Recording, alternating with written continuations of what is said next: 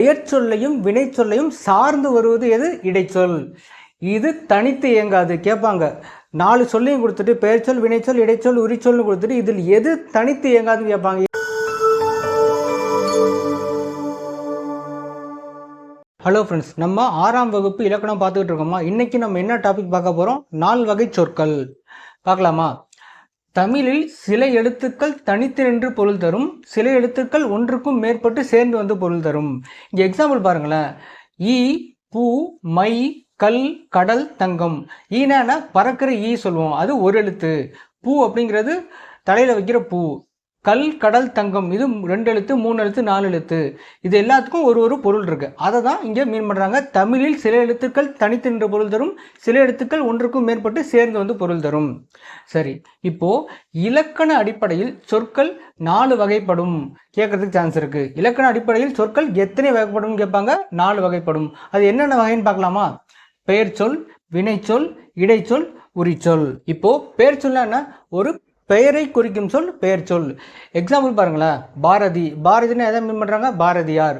பள்ளி, ஸ்கூலு. காலை, கண், நன்மை, ஓடுதல். இது எல்லாமே எதை குறிக்குது? ஒரு பெயரை குறிக்குது. இந்த எக்ஸாம்பிளை தான் அங்கே கொஸ்டினாக கேட்பாங்க. காலைன்னு கொடுத்துட்டு கீழே பெயர் சொல், வினைச்சொல், இடைச்சொல், உரிச்சொல்னு கொடுத்துட்டு இது எவ்வகை சொல்னு கேட்பாங்க.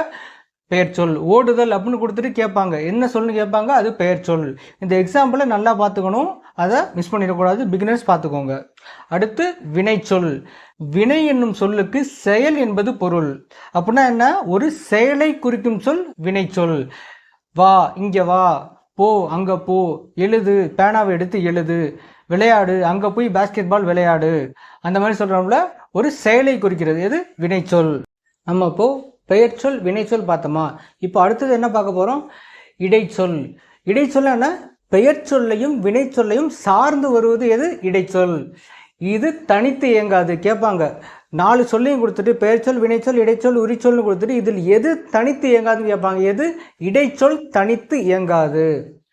இங்கே எக்ஸாம்பிள் பாருங்களேன். தந்தையும் தாயும். உம்முங்கிறது இடைச்சொல். இங்கே வந்து பாருங்க, திருக்குறளை, ஐ கடைசியாக வந்திருக்கா, அது இடைச்சொல்.